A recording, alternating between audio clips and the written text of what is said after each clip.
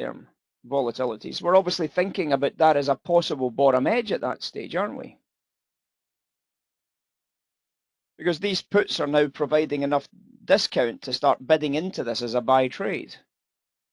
Now what we obviously do is we try and tie these two lines together, again, very much like we did with the gold using real yields and bonds. We tie these two together, and if they agree with each other, we just go with each other.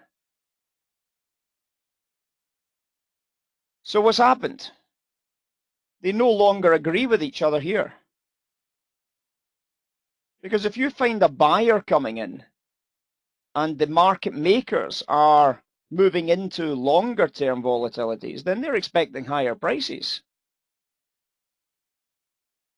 Whereas what's happened into the top edge is we started to sell the top edge, as you know, because I shouted it and tweeted it.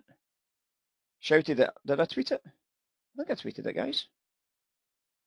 I did tweet it, didn't I? I told you about it.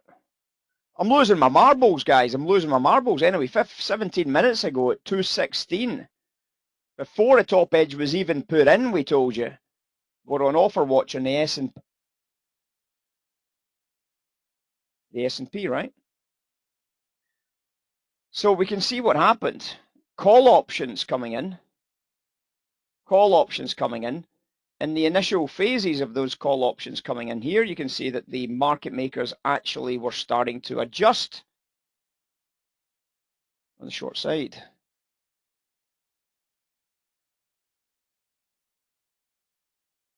And then when we saw the call options coming in here, adjust to the short side. And as if by magic, the first time I tweet out about the S&P selling, which was just here at 2:16 p.m., the first time we tweet about the selling at 2:16 p.m., which is just here, you can now recognize what's happening. The market makers, the dealers, are now rotating into a short volatility position, which is obviously going to be bearish equities. Bearish equities.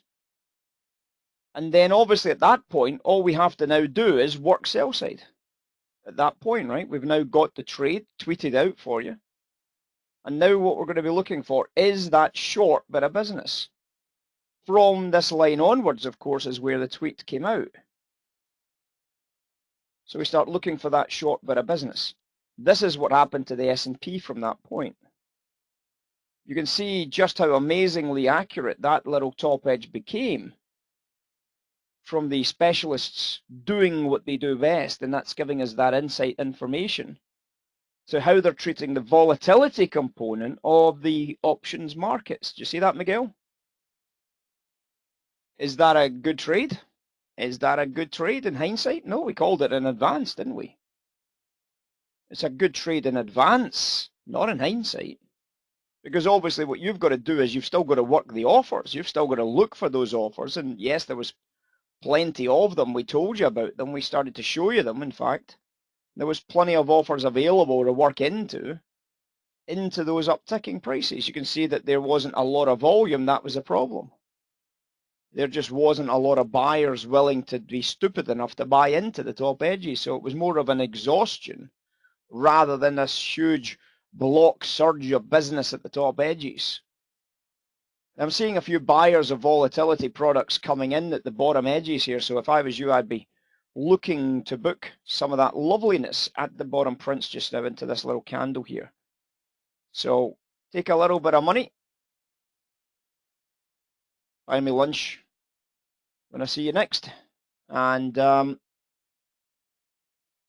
Sunday roast dinner would actually be quite good, guys, if we had a little lunchtime Sunday roast dinner and we could all meet in the Isle of Man. What do you think, Nessie? Nessie entertaining us?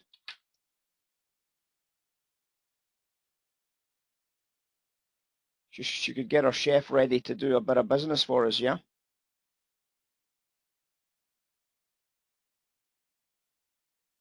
So this is a good trade, guys. Look at the tweet, the time of the tweet, the storyline behind the tweet, the narrative about what's diddling in the background. You can see that we're coming into the day cash lows, so just be aware of that, guys. So we're just taking a bit of money ahead of that cash low.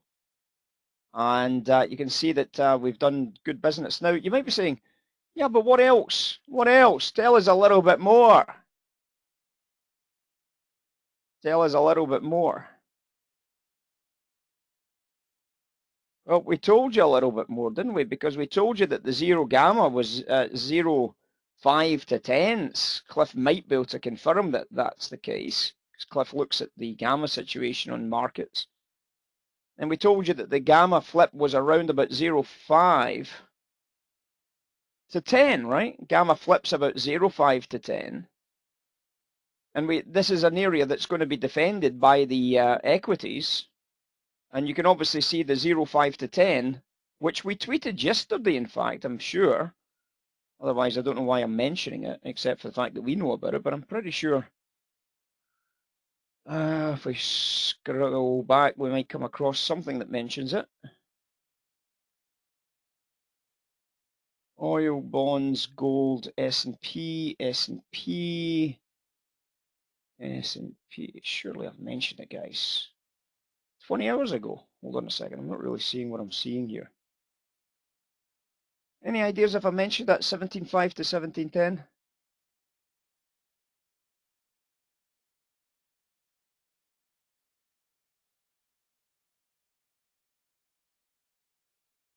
Oh, wait a minute. It might have been this morning. It was this morning because the gamma flip moved up. There's the gamma flip moved up here. There. So there's a tweet, guys. 10.22 this morning. 10.22. The low price here was put in at 10.27. 10.27, Alan. Come on. After the tweet, right? After overnight's price action, the market's gamma flip is in the area of 5s to 10s. Bullish above, bearish below. That's what the gamma flip is, right? Bullish above, bearish below.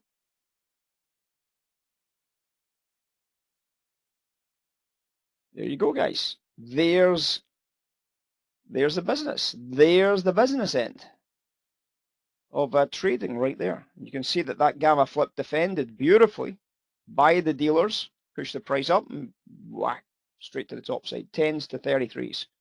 10s to 33s. So great trade, lovely outcome. Called in advance, tweeted in advance, and the top edge. So guess what, guys? We've now tweeted the bottom edge, 1022, which is just here. 1022. A few minutes later, the bottom edge was put in.